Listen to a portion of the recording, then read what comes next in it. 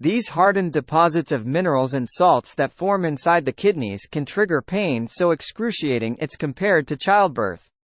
The larger a stone, which can range from pea-sized to more than an inch wide, the more likely it will get stuck in the urinary tract, blocking the flow of urine. Kidney stones are indeed a common medical condition, affecting a significant number of people worldwide.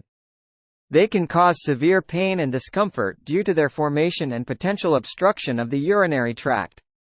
The size of kidney stones can vary greatly, from small grains to larger stones that can obstruct the urinary flow. The formation of kidney stones, known as nephrolithiasis, occurs when certain substances in the urine, such as calcium, oxalate, and uric acid, become concentrated and crystallize.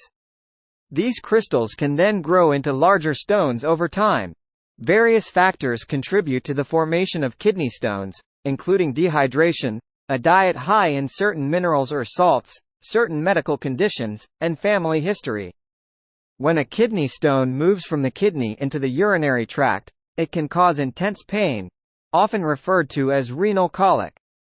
The pain typically starts in the back or side below the ribs and radiates to the lower abdomen and groin area. Other symptoms may include blood in the urine, hematuria, frequent urination, a strong urge to urinate, cloudy or foul-smelling urine, and discomfort during urination. The treatment of kidney stones depends on several factors, such as the size and location of the stone, the severity of symptoms, and the individual's overall health.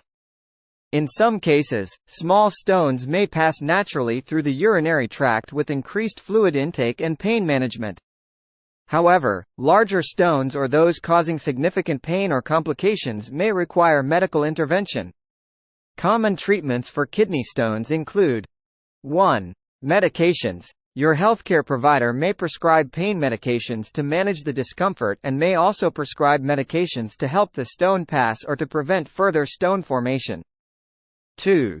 Fluid intake. Drinking plenty of water and staying hydrated can help flush out the stone and prevent new stone formation. 3.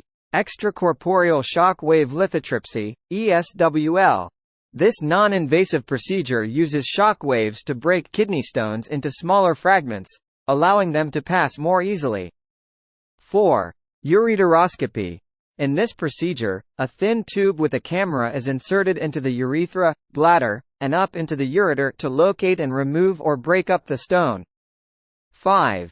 Percutaneous nephrolithotomy, PCNL. This surgical procedure involves making a small incision in the back to access and remove large or complex kidney stones. 6. Surgery. In rare cases where other treatments are not feasible or effective, open surgery may be necessary to remove the stone. If this happens, which can lead to dangerous infection, a kidney stone might need treatment. Urologists use various procedures to remove stones or make them easier to pass, including surgery or lithotripsy, a technique that uses either shock waves or lasers to break the stones into smaller pieces. But smaller kidney stones may pass on their own, albeit painfully. Dehydration is a top cause of kidney stones, so make sure you drink plenty of fluids each day to prevent future episodes. Kidney stones can sometimes lead to dangerous infections, especially if they cause an obstruction or blockage in the urinary tract. In such cases, prompt medical intervention is necessary to treat the infection and manage the kidney stone. Urologists employ different procedures to remove kidney stones or facilitate their passage through the urinary tract. Surgery may be required for larger stones or those causing severe complications. During surgery, the stones can be directly removed from the kidneys or urinary tract.